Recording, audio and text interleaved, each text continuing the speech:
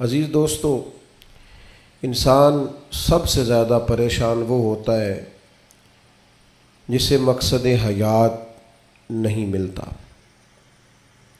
جسے پتہ ہی نہیں ہوتا میں کیوں آیا ہوں، کس لیے آیا ہوں، کس کا بھیجا ہوا آیا ہوں۔ وہ سب سے زیادہ آزمائش میں ہوتا ہے، اور جن کو معرفت الہی نصیب ہو جاتی ہے اپنے مالک کا پتہ جاننے لگتے ہیں، محسوس کرتے ہیں کہ مجھے کسی مقصد کے لیے بھیجا گیا ہے، وہ آسودہ زندگی گزارتے ہیں، قلبی اطمینان اور انشراح صدر اللہ انہیں عطا کرتا ہے۔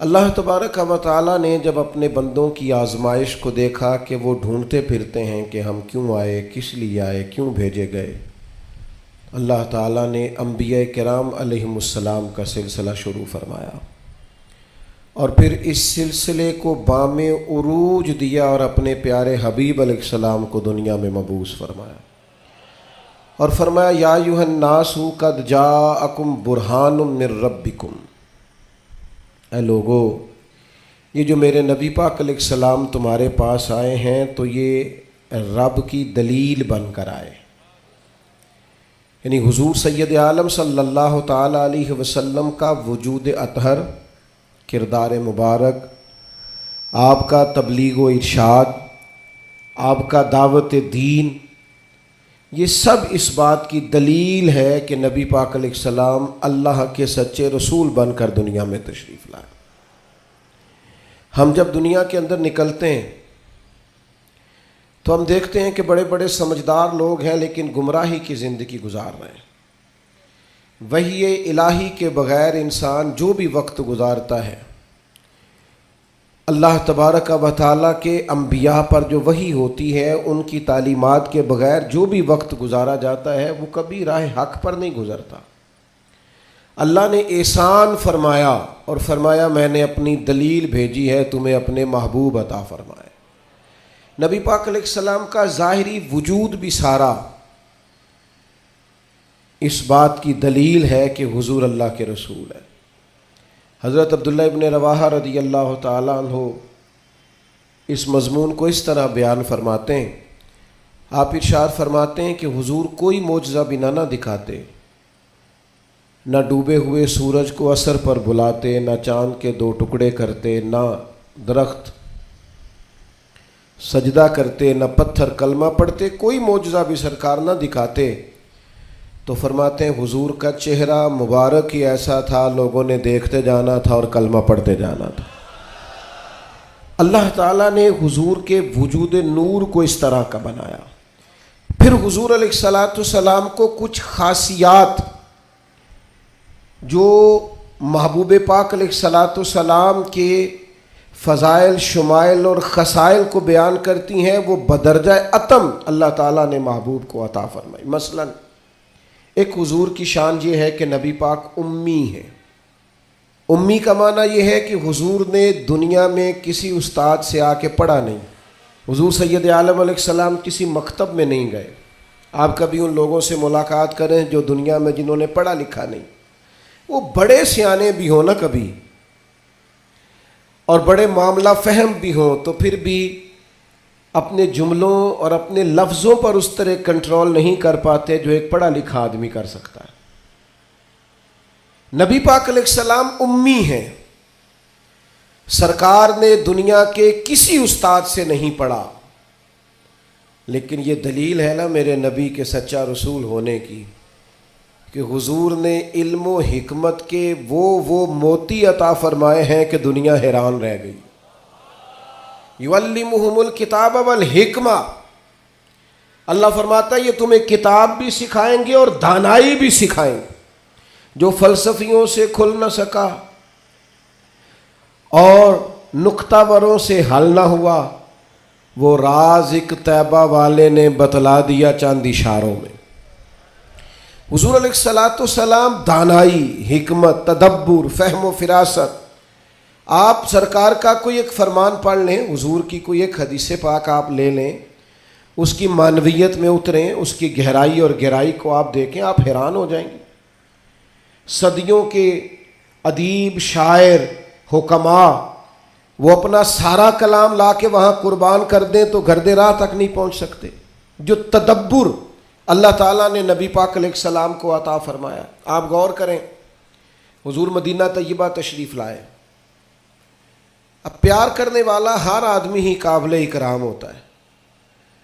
محبتوں کا خراج ہمیشہ انسان کو قرضدار رکھتا ہے. میرے جیسے چھوٹے آدمی سے جب لوگ پیار کرتے ہیں تو اپنی گردن جھکی ہوئی نظر آتی ہے کہ بوجھ زیادہ ہے، اس قابل نہیں ہے جتنی محبتوں کا سامنا ہے. تو اب سب محبت کرنے والوں کی دل جوئی کرنا، ان کے معیار پر پورا اترنا، ان کے معاملات کو دیکھنا، یہ آسان کام نہیں ہوتا. کسی درویش نے کہا تھا میں دوست تھوڑے بناتا ہوں، اس لیے کہ دوست زیادہ ہوں تو حقوق بھی زیادہ ہوتے ہیں. تو میں اتنی وسعت نہیں رکھتا کہ میں سب کے حق ادا کر سکوں. نبی پاک علیہ السلام مدینہ طیبہ تشریف لائے تو ہر آدمی کی خواہش ہے حضور میرے گھر آئیں، حضور میرے گھر آئیں. اور جو بھی وہاں عرض گزار ہے اور پیغام دے رہا ہے، سب کے سینے بھی کھلے ہوئے ہیں، دل بھی کھلے ہوئے ہیں، آنکھیں پلکیں فرش راہ کیے ہوئے ہر آدمی منتظر ہے کہ محبوب میرے گھر میں آئے. بڑا امتحان ہے، کس طرح کر کے سب کی چاہتوں کا جواب دیا جائے. تو یہ ذرا دیکھیے اس امی لقبی محبوب کی حکمت اور دانائی. محبوب فرمانے لگے بھی میری جو اونٹنی ہے نا یہ معمور من اللہ ہے، میں گویا خود نہیں فیصلہ کرتا میں نے کہاں جانا ہے، جہاں اونٹنی بیٹھ جائے گی میں مہمان بن جاؤں گا. انداز دیکھیے، نبی پاک علیہ الصلوۃ والسلام نے نا اونٹنی کی لگامیں اس کی گردن پر ڈال دیں. اب وہ اونٹنی چلتی جا رہی ہے، تھوڑی آگے جا کے ایک جگہ پہ وہ بیٹھ گئی، لیکن اس کے بیٹھتے ہی حضور اترے نہیں، محبوب بیٹھے رہے. ابھی سرکار کی اونٹنی پوری طرح بیٹھی نہیں تھی، پھر اٹھ کے کھڑی ہو گئی اور تھوڑا سا آگے چلنے کے بعد حضرت ابو ایوب انصاری کے دروازے کے سامنے بیٹھ گئی. اور وہ اس طرح بیٹھی کہ اس طرح جم کے بیٹھی کہ اس نے اپنی گردن بھی بچھا دی. جب اطمینان سے اونٹنی بیٹھ گئی، نبی کریم اترے، جناب ابو ایوب انصاری رضی اللہ تعالیٰ عنہ کے گھر میں جلوہ فراز ہوئے. یہ وہ دانائی تھی میرے کریم محبوب کی، وہ حکمت تھی کہ کسی محبت کرنے والے کو اعتراض کیا ہونا تھا، سب کا قربان ہونے کو دل کر رہا تھا. ہمارے ہاں تو 4 بچے ہوتے ہیں اور ہم کسی ایسی دانائی کا مظاہرہ نہیں کرتے کہ ان کے اندر برابری کر سکیں. ہم اس سمجھ بوجھ کا لحاظ ہی نہیں کرتے. ہمارے ایک استاد تھے تو وہ اکثر کہا کرتے تھے، جن کو پڑھانے کی ڈیوٹی لگاتے ان سے کہا کرتے تھے کسی طالب علم سے چڑ نہ جانا، اسکول کے، کالج کے، مدرسے کے کسی بچے سے چڑ نہ جانا. تم اگر کسی سے چڑ گئے تو اس کا مستقبل خراب ہو جائے گا، اس لیے کہ تم ذاتی اناد پال لو گے. بچہ بڑا لائق ہے لیکن تمہارا فرما بردار نہیں، تم چڑھ گئے ہو، تم بات بات پہ ڈانٹتے ہو، بالآخر وہ ساری تباہی ہو گئی، بدگمان ہو گیا. نبی پاک علیہ الصلوۃ والسلام امی ہیں، لیکن یہ میرے محبوب کی نبوت کی اعلیٰ دلیل ہے کہ اللہ تعالیٰ نے محبوب کو حکمت، تدبر، دانائی. ہم دانا نہیں ہوتے، شعور نہیں رکھتے، فہم و فراست کا. وہ عارف رومی کہتے ہیں کہ ایک شخص بادشاہ تھا، اس نے خواب دیکھا. خواب میں دیکھا کہ اس کے سارے دانت ٹوٹ گئے. اس نے ایک معبر کو بلایا، تعبیر کرانے والے کو. اس سے کہا اس کی تعبیر کیا ہے؟ اس نے کہا جناب اس کی تعبیر یہ ہے کہ آپ کے سارے رشتہ دار آپ کی زندگی میں فوت ہو جائیں گے. اب وہ بادشاہ اتنا ناراض ہوا، اس نے وہ تعبیر کرنے والا بھی قتل کروا دیا. اس نے کہا وہ بھی کوئی زندگی ہے جس میں نہ بھائی ہو، نہ بہن ہو، نہ بچے ہو، نہ بیوی ہو، نہ ماں ہو، نہ باپ ہو، مروا دیا. ایک اور آدمی تعبیر کرنے والا تھا پر وہ دانا بھی تھا. اس کو بلایا اور بلا کر بادشاہ نے کہا میں نے خواب دیکھا ہے، خواب میں میرے سارے دانت ٹوٹ گئے، تعبیر بتائیں. تو وہ کہنے لگا بادشاہ مبارک ہو، اس کی تعبیر یہ ہے کہ اللہ تعالیٰ خاندان میں سب سے لمبی عمر آپ کو عطا فرمائے گا. بادشاہ نے اسے انعام دیا، کہا تو جیتا رہ، کیا تو نے بات کی ہے. اب میری بات کو سمجھیے گا، تعبیر اس نے بھی وہی بتائی ہے جو پہلے والے نے بتائی، لیکن پہلے والے نے کہا تیرے سارے رشتہ دار تیری زندگی میں فوت ہو جائیں گے، اس نے اسے بھی مروا دیا۔ بات اس نے بھی وہی کی ہے، لیکن بات گرچہ بے سلیقہ ہو کلیم، پر بات کرنے کو سلیقہ چاہیے۔ آپ بے سلیقہ بات بھی کریں پر سلیقے سے تو کریں، کوئی لہجہ ہی نہیں، حکمت ہی نہیں، کوئی دانائی نہیں۔ دوسرے نے کہا اللہ تعالیٰ آپ کو سب سے لمبی عمر عطا کرے گا، تو بات پھر بھی وہی ہے کہ باقی سارے چلے جائیں گے اور آپ موجود ہوں گے، لیکن اس میں دانائی ہے نا، حکمت ہے نا۔ فتح مکہ کا موقع تھا، عجیب حالات درپیش ہوئے۔ اسلام کا جھنڈا حضرت سعد ابن عبادہ رضی اللہ تعالیٰ عنہ کے پاس تھا، بڑے عظیم صحابی۔ بدر کے موقع پر جس آدمی نے اپنے جذبات سے ماحول گرما دیا وہ حضرت سعد بن عبادہ، ہمیشہ اگلی صفوں میں مجاہدوں کی رہنے والے، مال خرچ کرنے والے، نڈار آدمی، لیکن جھنڈا ان کے ہاتھ میں تھا۔ حالات کچھ اس طرح کے پیدا ہوئے کہ بعض لوگوں نے مطالبہ کیا ان سے جھنڈا لیا جائے، اور کوئی معقول وجہ نہیں تھی، لیکن بعض اوقات نا حالات ایسے بن جاتے ہیں۔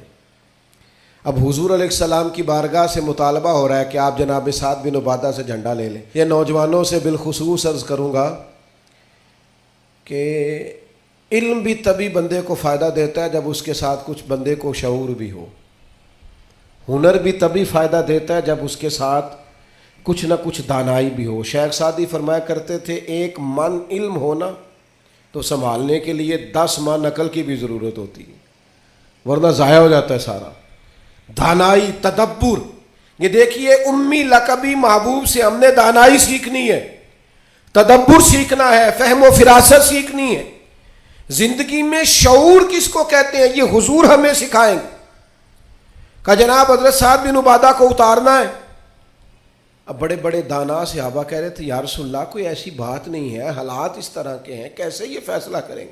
تو حضور نے فرمایا کوئی مشکل نہیں، اتار دیتے ہیں، بدل دیتے ہیں، ان سے منصب لے لیتے ہیں۔ یا رسول اللہ یہ آسان نہیں ہے، کیسے؟ فرمایا ابھی دیکھنا تم، یہ اللہ تعالیٰ نے میرے محبوب کو حکمت کی خزانوں کی کنجیاں عطا فرمائی۔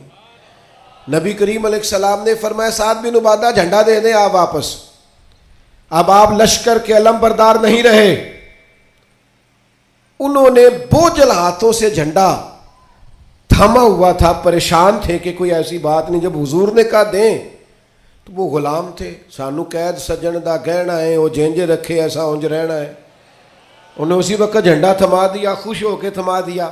لیکن یہ میرے محبوب کی حکمت ہے، محبوب نے جناب سعد بن عبادہ سے جھنڈا لیا اور قریب ان کے جوان بیٹے کھڑے تھے، محبوب نے جھنڈا انہیں دے دیا، فرمایا کمان تیرے ہاتھ میں ہے۔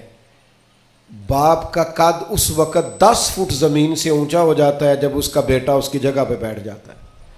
وہ کہتا ہے میری فکر گئی، میں اب بے فکر ہوں۔ جب انہی کے بیٹے کو وہ منصب ملا تو اب حضرت سعد بن عبادہ کے چہرے کی کیفیت یہ تھی کہ وہ گویا اپنی آنکھوں اور اپنے چہرے سے بتا رہے تھے میں تو خود جھنڈا پکڑ کے اتنا راضی نہیں تھا جتنا اپنے بیٹے کے ہاتھ میں دیکھ کے راضی ہوں۔ یہ آپ تدبر سیکھیں۔ میں اپنے نوجوانوں کو دیکھتا ہوں جذباتی مزاج، بھاگتے دوڑتے، بے چین، پریشان، الجھے ہوئے۔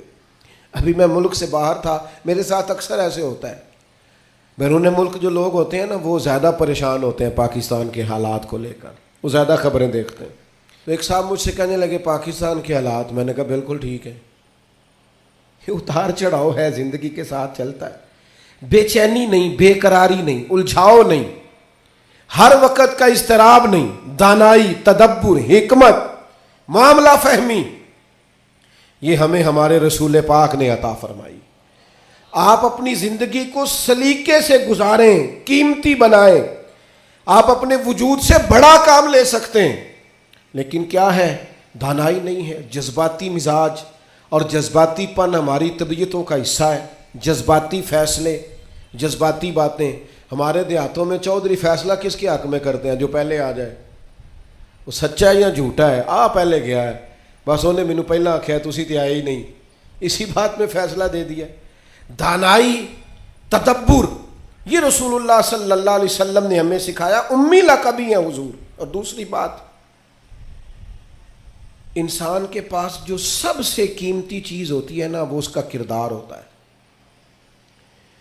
آپ نے زندگی میں نقوش کیا چھوڑے، آپ جہاں رکے، جہاں بیٹھے، یہ ایسا تو نہیں زندگی میں کہ یہ 10 دوست پرانے، یہ 10 دوست آج کل کے ہیں اور ان کے درمیان بھی غیبتیں جاری ہیں، بس کام ختم ہونے کے قریب ہے، اور پھر اس کے بعد اور کوئی 4 دوست ہم تلاش کریں گے.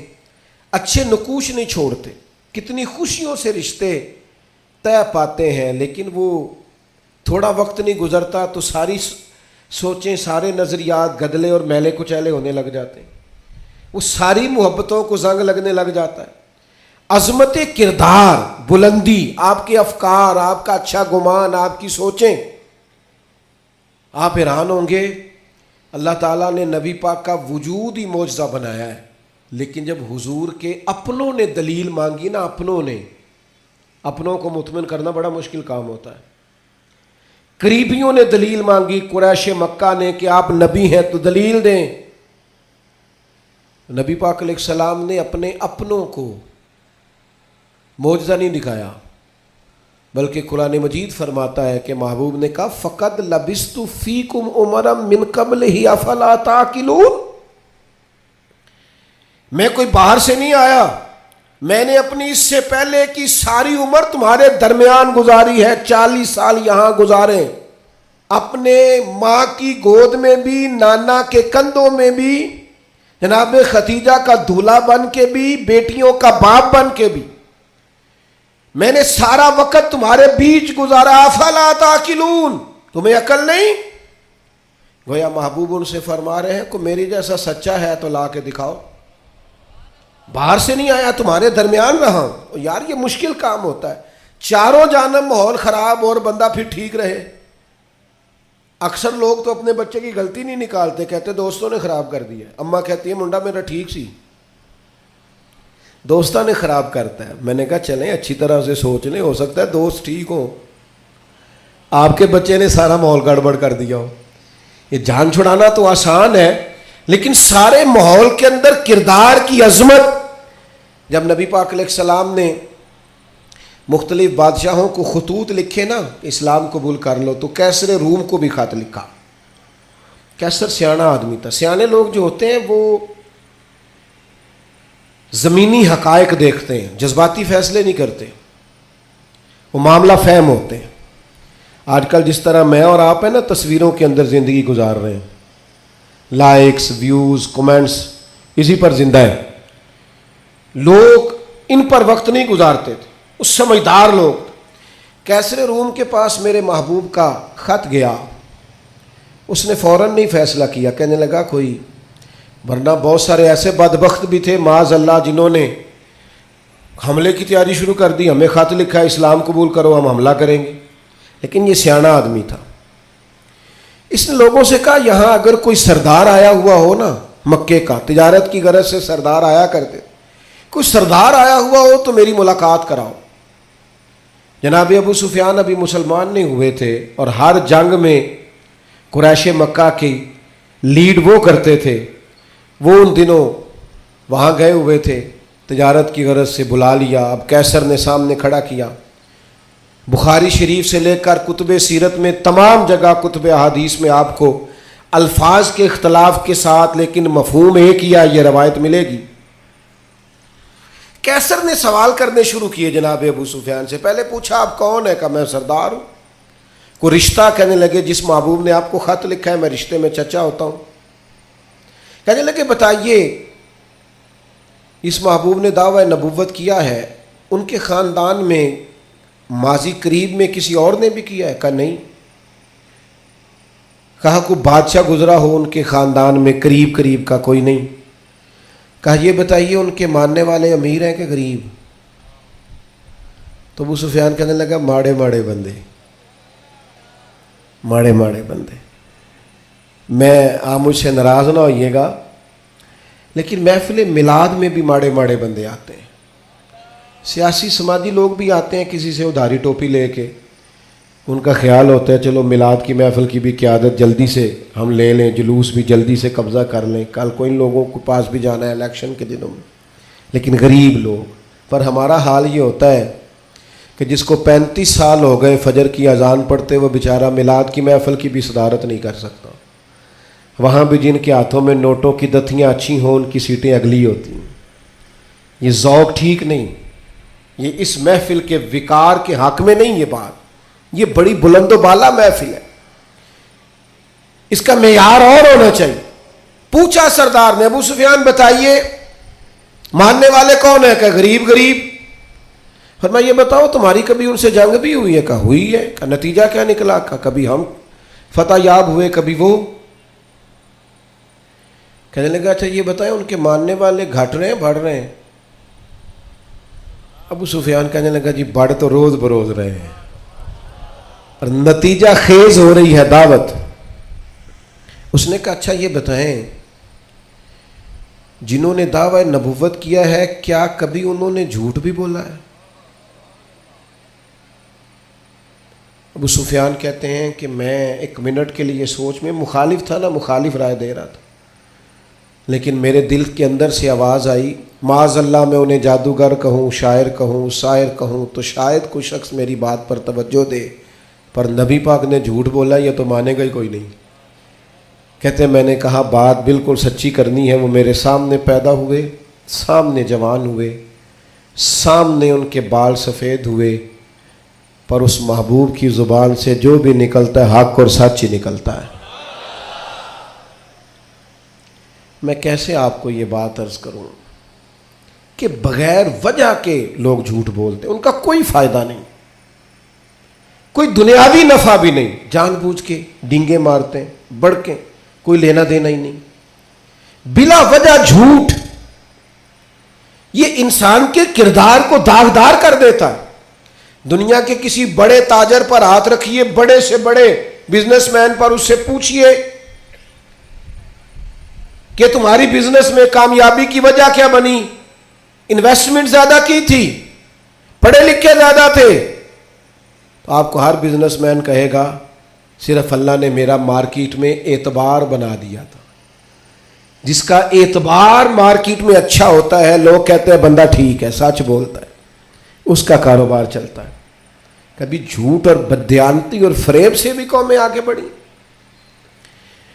ابو سفیان کہتے ہیں مجھ سے پوچھا، ایک سوال یہ بھی تھا ان سوالوں میں کہ خاندان کیسا ہے؟ تو میں نے کہا خاندان تو قریشی اور ہاشمی ہے، اعلیٰ خاندان محبوب کا۔ تو کہتے ہیں میں نے کہا بادشاہ کو نتیجہ ہی دے، اتنے تو نے سوال کیے۔ تو کہنے لگا نتیجہ تو نکل آیا ہے۔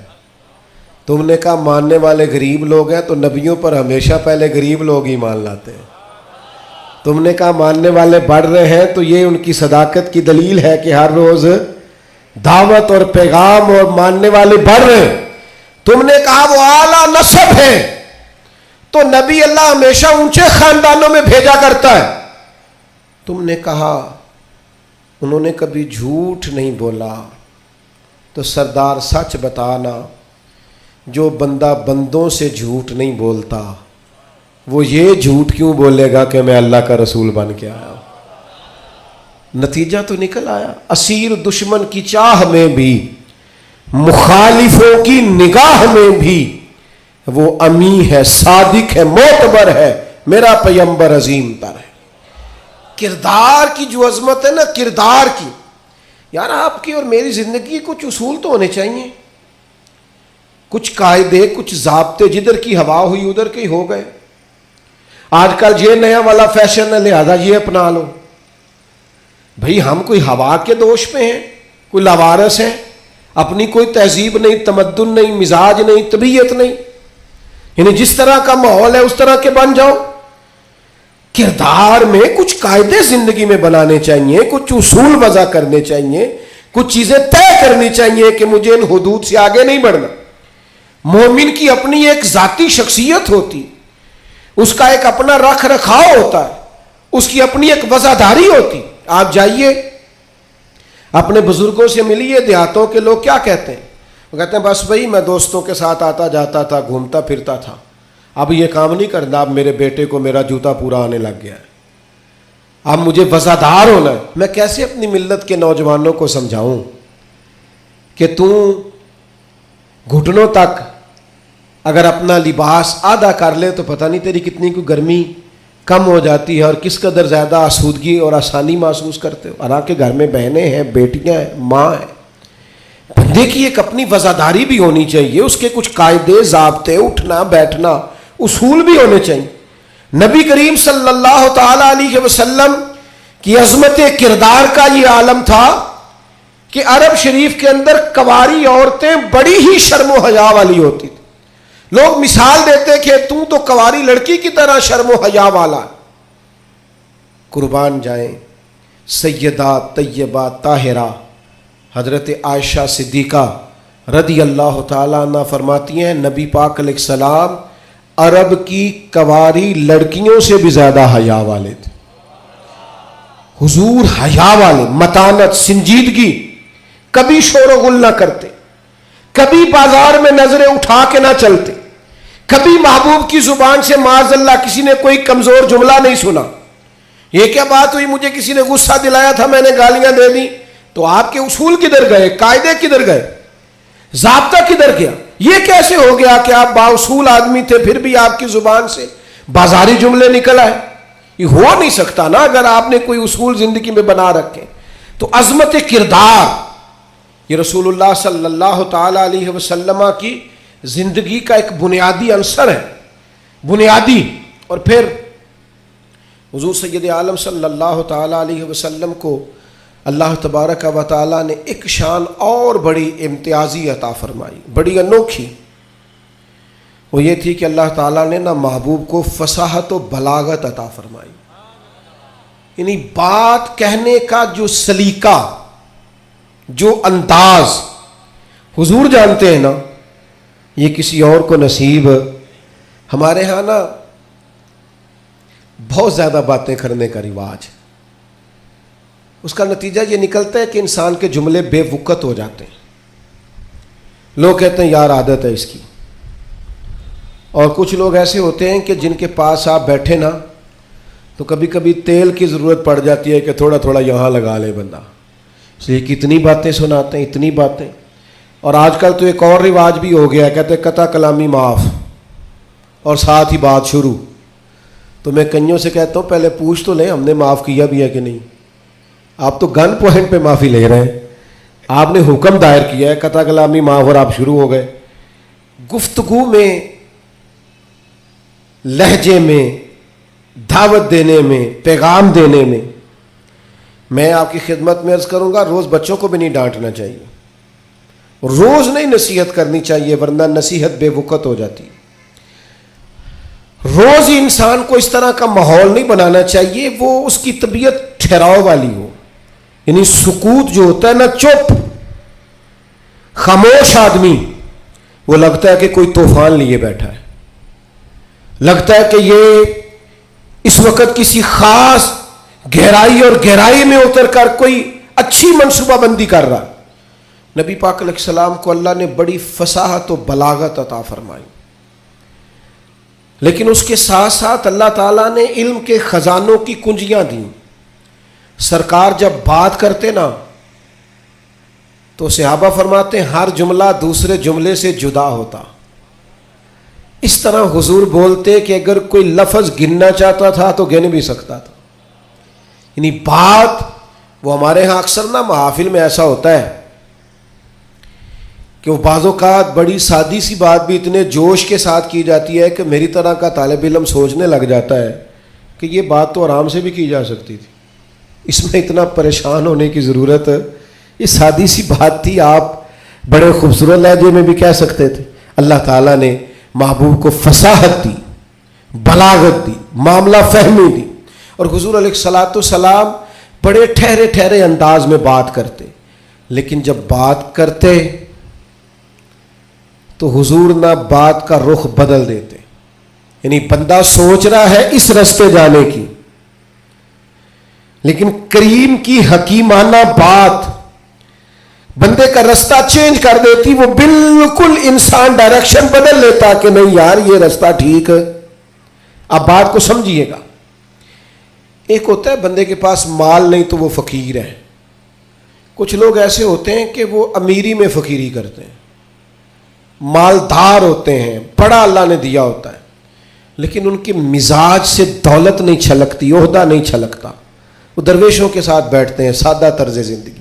یہ بھی نبی پاک علیہ السلام کا خاصہ ہے، حضور کی نبوت کی دلیل ہے کہ نبی پاک نے فقیرانہ زندگی کو اختیار کیا۔ آپ ذرا انداز دیکھیے، حضرت عمر رضی اللہ تعالیٰ عنہ کہتے ہیں میں ملنے کے لیے پہنچا تو موٹے بان کی چارپائی، حضور اس پر آرام فرمائے، فرماتے ہیں جب میں گیا تو سرکار اٹھ کے بیٹھے، اور جب حضور اٹھے نا تو آپ کی کمر مبارک سے نا ذرا کپڑا ہٹا۔ وہ جنہوں نے پرانی موٹے بان کی چارپائیاں دیکھی نا، منجدی منجی جنہوں کہیں دس، تو وہ کبھی اٹھتے تھے نا سو کے تو کمر پر نشان چھوڑتی تھی۔ حضرت عمر رضی اللہ تعالیٰ عنہ اپنے مزاج کے لحاظ سے دلیر آدمی تھے، لیکن جناب فاروق اعظم رضی اللہ تعالیٰ عنہ نے محبوب کو اس حال میں اٹھتے دیکھا تو آنکھوں میں آنسو آ گئے، اور حضرت عمر نے نا ایک فکر بیان کی، ایک ڈائریکشن بیان کی، اپنی سوچ عرض کی حضور کی بارگاہ میں، عرض کی یا رسول اللہ صلی اللہ تعالی علیہ وسلم، ایک کیسر و کسرا اللہ کے دین کے دشمن ہے اور اتنی آرام دہ زندگی گزارتے ہیں۔ بہت سارے لوگ سوال نہیں کرتے وہ فلاں ملک دیکھو غیر مسلم ہے لیکن آسودہ حال کتنا ہے۔ محنت ضرور کریں، جد و جہد ضرور کریں، یہ بات کرنے کا مقصد یہ نہیں کہ محنت چھوڑ دی جائے، خوب مشقت کریں۔ جد و جہد تو انسان کو زندہ رکھتی، اس سے تو پتہ چلتا ہے کہ انسان کے اندر روح موجود ہے، جو بالکل ہلتے جلتے نہیں، حرکت نہیں کرتے ہو تو مردے ہو جاتے ہیں۔ تو زندگی زندہ دلی کا نام ہے، مردہ دل کیا خاک جیا کرتے ہیں۔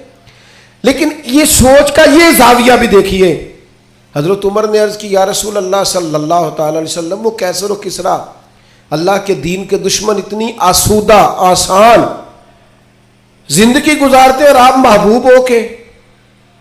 اب یہ ایک زاویہ ہے سوچ کا، لیکن نبی پاک علیہ السلام نے اس زاویے کو نیا رستہ دیا۔ یعنی سوچ یہ ہے کہ آپ محبوب ہیں اور ظاہری طور پر یہ وقت مشکل ہے، دوسری جانب دشمن ہے، اور یہ گاؤں تک یہ لاؤ لشکر، یہ آسان زندگی۔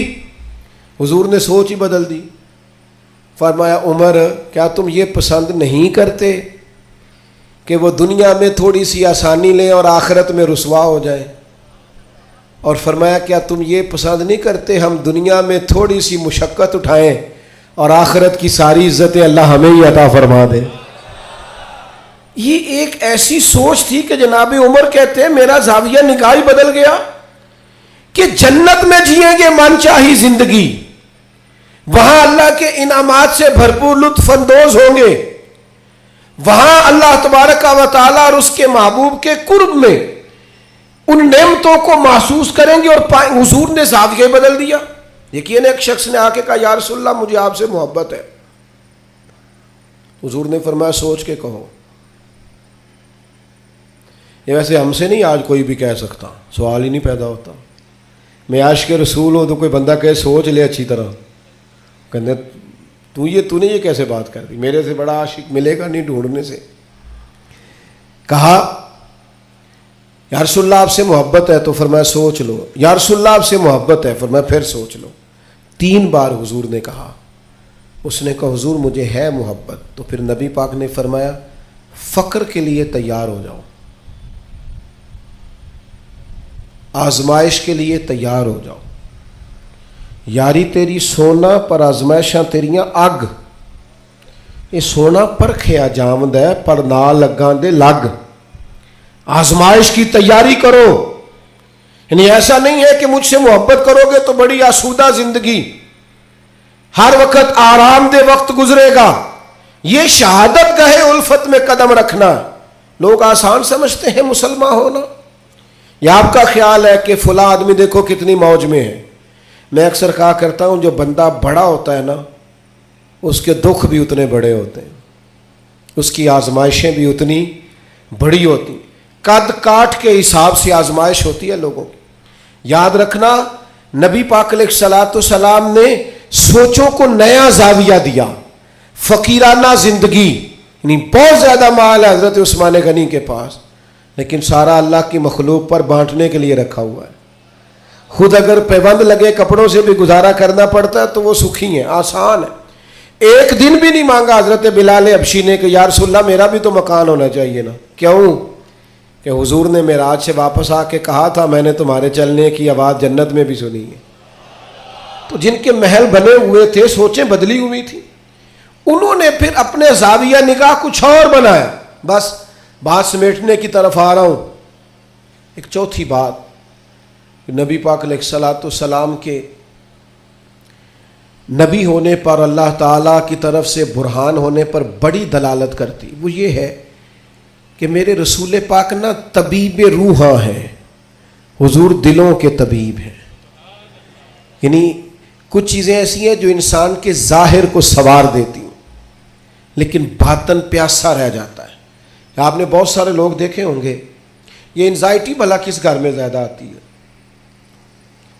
ڈپریشن اور ٹینشن کس گھر میں زیادہ آتا ہے، جس میں بہت زیادہ سہولیات ہوتی ہیں، بہت زیادہ سرمایہ ہوتا ہے، 2-4 نوکر ہوتے ہیں، وہاں انزائٹی بھی ہوتی۔ کیوں؟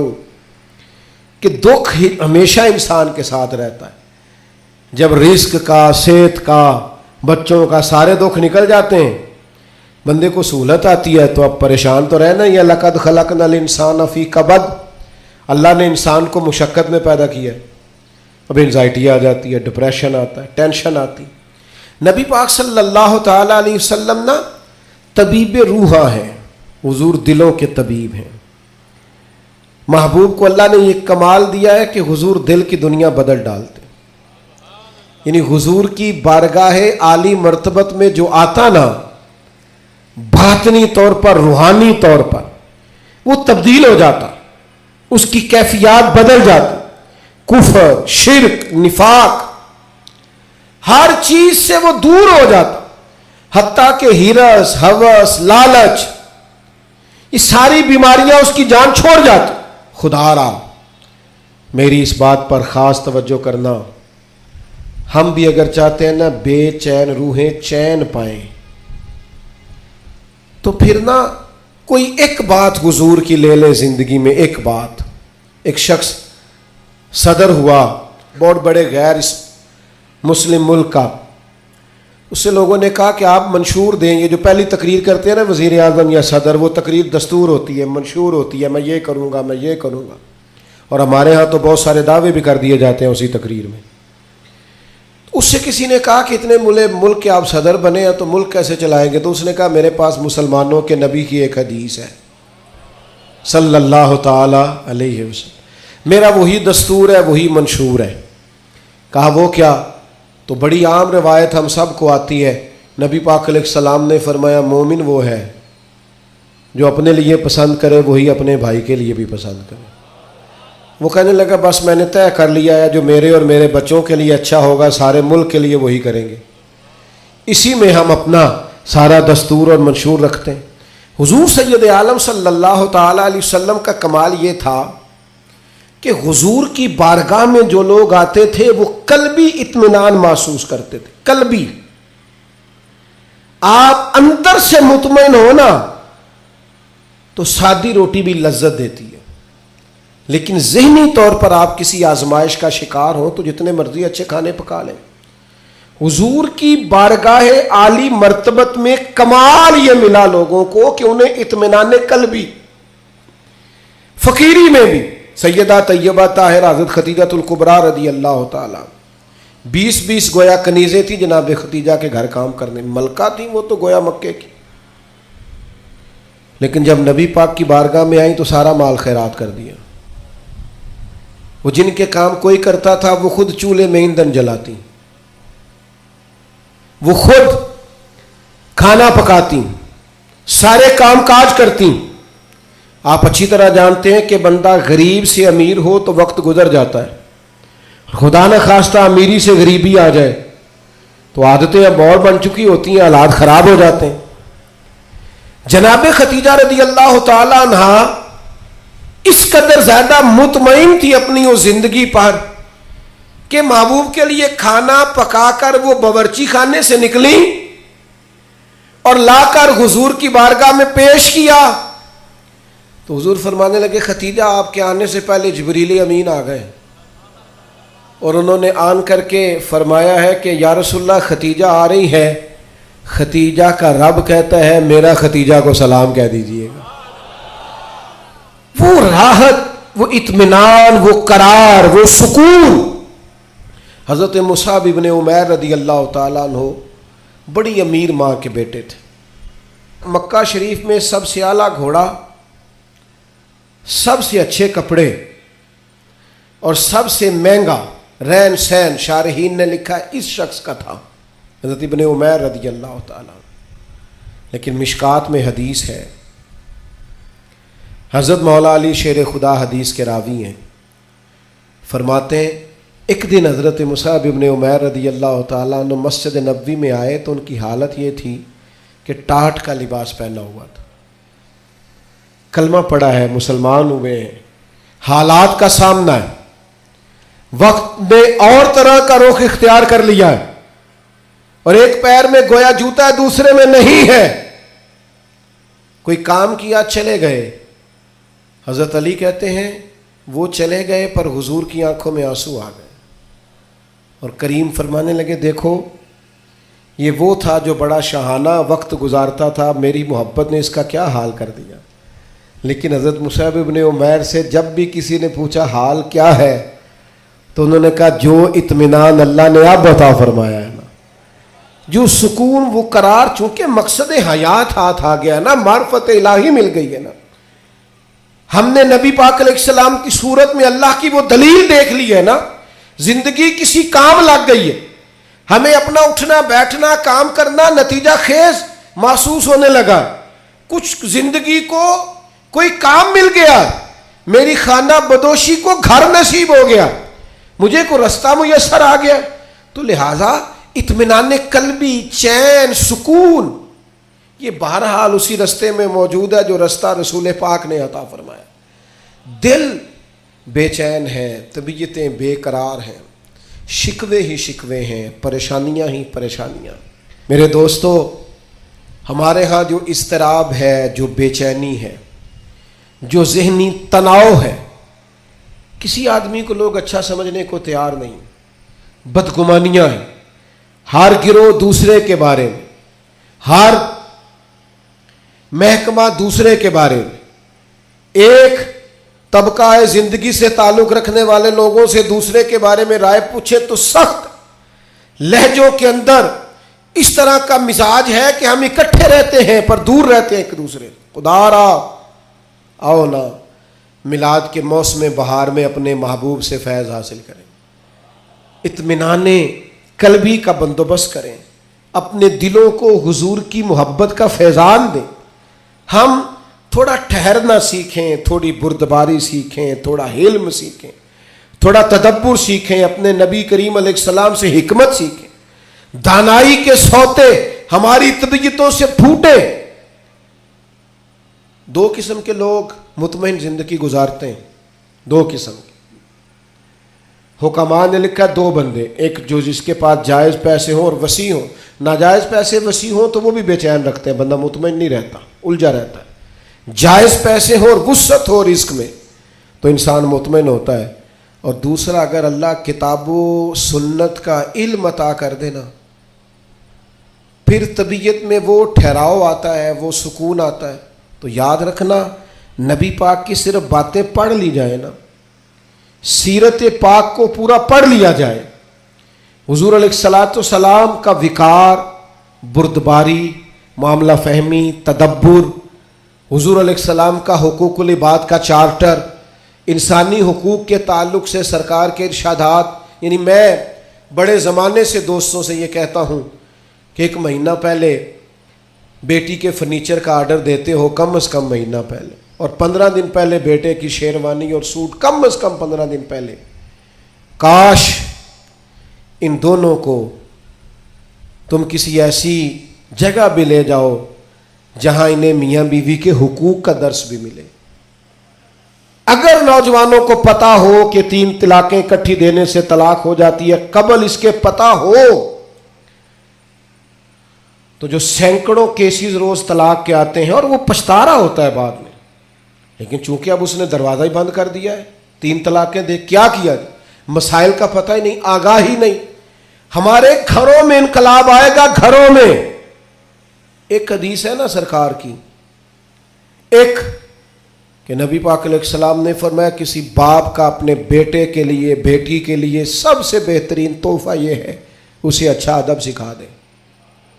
لو آپ یہ کام کر کے دیکھیں، کل کو اسی بیٹے کی بیوی کتنے سکون سے وقت گزارے گی، اگر اس کے آداب زندگی ٹھیک ہوئے تو اس کے بچے کتنے اطمینان سے وقت گزاریں، اس کے دوست کہیں گے یار کیا آدمی ہے، اس کے ساتھ بیٹھے تو زندگی خوبصورت ہو جاتی۔ ہم نے کیا کیا ہے؟ ہم نے اپنے بے چین دل کو چین نہیں دیا، حضور کی بارگاہ سے فیض یاب نہیں کیا۔ بے حکمت اور بے ترتیب زندگی، الجھے خیالات، ٹوٹتی بکھرتی سوچیں، وسوسوں کے غلبے ہم نے اپنے اوپر اوڑھ لیے ہیں۔ میلاد النبی کے اس موسم بہار میں واپس لوٹئے اور دروازہ رسول کی طرف رجوع کیجئے۔ قیامت تک کے لیے اب نبوت کا دروازہ بند ہے، اب قیامت تک کے لیے جسے بھی اطمینان اور سکون ملے گا صرف گنبد خضرا والے محبوب کی بارگاہ سے ملے گا۔ لیکن ہمیں اب نعروں کی دنیا سے، اب ہمیں جذباتی گفتگو کی دنیا سے باہر آ کر حقیقت پسندی کا مزاج اختیار کرنا ہوگا۔ ہمیں وہ چیزیں اختیار کرنی ہوگی اور عملاً اپنی زندگی میں نافذ العمل کرنی پڑیں گی۔ پھر آپ دیکھیے گا خود بخود کہ بڑے الجھے ہوئے لوگوں کی زندگی میں بھی آپ اپنے آپ کو مطمئن پائیں گے۔ درویش کیوں مطمئن رہتے تھے؟ خواجہ معین الدین اجمیری رحمۃ اللہ علیہ جب بہت حملے ہونے لگے ہندوؤں کی طرف سے تو آپ کے حالات میں لکھا ایک شخص نے آپ کو کہا بے چین نہیں ہوتے، اسی طرح خیمے میں اکیلے سو جاتے ہیں، حالانکہ حالات اتنے خراب ہیں۔ تو خواجہ صاحب فرمانے لگے میں کو لوارث ہوں، عقیدہ توحید والا ہوں، حالات خراب ہو گئے تو کیا ہوا، بچ گیا تو تبلیغ کروں گا، دنیا سے چلا گیا تو شہادت کی زندگی نصیب ہو جائے گی۔ ہر طرح سے خیر ہی خیر ہے، دونوں جانب سے کرم ہی کرم ہے۔ تو مومن کی یہ شان ہوتی ہے کہ وہ تو مطمئن ہوتا ہے، اس کو تو اللہ تبارک و تعالی سکون عطا کرتا ہے۔ لیکن ہمارا الجھاؤ اب خطرناک ہو گیا۔ تو 4 باتیں میں نے آپ کی خدمت میں عرض کی۔ ایک تو حکمت، حضور امی ہے، پردانائی، تدبر، معاملہ فہمی، اور دوسری بات رسول اللہ صلی اللہ علیہ وسلم نے ہمیں عظمت کردار سکھائی۔ اپنی زندگی کے چاروں جانب اصولوں کی دیوار کھڑی کریں، اپنے اصولوں کی روشنی میں آپ جئیں۔ کوئی آ رہا ہے کوئی جا رہا ہے، یہ کام چلتا رہے، لیکن آپ کو اپنے اصول توڑنے نہیں ہیں۔ وہ قائد اعظم ملنے آئے نا حضرت امیر ملت سے، دیر سے آئے، رات کو دیر سے۔ حضرت امیر ملت نے لانگری کو بلایا، کہا کھانا تازہ پکاؤ، تو کہنے لگے مجھے سالوں بیت گئے، میں نے رات کو کبھی کھانا نہیں کھایا۔ تو حضرت امیر ملت کہنے لگے مجھے آدھی صدی ہونے کو ہے، میں نے بغیر کھانا کھلائے مہمان سونے کا بھی نہیں دیا۔ آپ کے اصول ہیں تو ہمارے بھی اصول ہیں، تو روٹی کھا گئی سوئیں گے۔ تو بڑے متاثر ہوئے، کہنے لگے کہ یہی نظم تو حسن ہے زندگی کا۔ کہا میں آج اپنا اصول توڑتا ہوں، اس لیے کہ آپ کا اصول زیادہ شستہ ہے، خوبصورت، نکھرا ہو۔ تو کچھ اصولوں میں زندگی انسان گزارے۔ تیسری بات فصاحت، بلاغت، آپ کو بات کہنی آتی ہو، معافی ضمیر آپ کو بیان کرنا آتا ہو، آپ گفتگو کا سلیقہ رکھتے ہو۔ اور چوتھی گزارش جو میں نے آپ کی خدمت میں عرض کی ہے وہ یہ ہے کہ ہمیں اب اطمینان قلبی کی طرف بڑھنا ہے، حضور سے فیضان لینا ہے، دل بدلنے والا، ظاہری حلیے نہیں۔ آپ مجھ سے ناراض نہ ہوئیے گا، لیکن میں اکثر یہ روتا رہتا ہوں کہ صرف پگڑی باندھنا، داڑھی رکھنا اور مسواک کرنا ہی سنت نہیں، سچ بولنا بھی سنت ہے، اور دل صاف رکھنا بھی حضور کی سنت، دیانتداری بھی سنت، جد و جہد کرنا یہ بھی سنت۔ تو حضور نے جو کل دین ہمیں دیا ہے اس پر عمل کرنے کی کوشش کریں۔ اللہ تعالیٰ آپ کی اس خوبصورت اور پروقار تقریب کو اور ہماری حاضریوں کو قبول فرمائے۔ وما علینا الا البلاغ المبین۔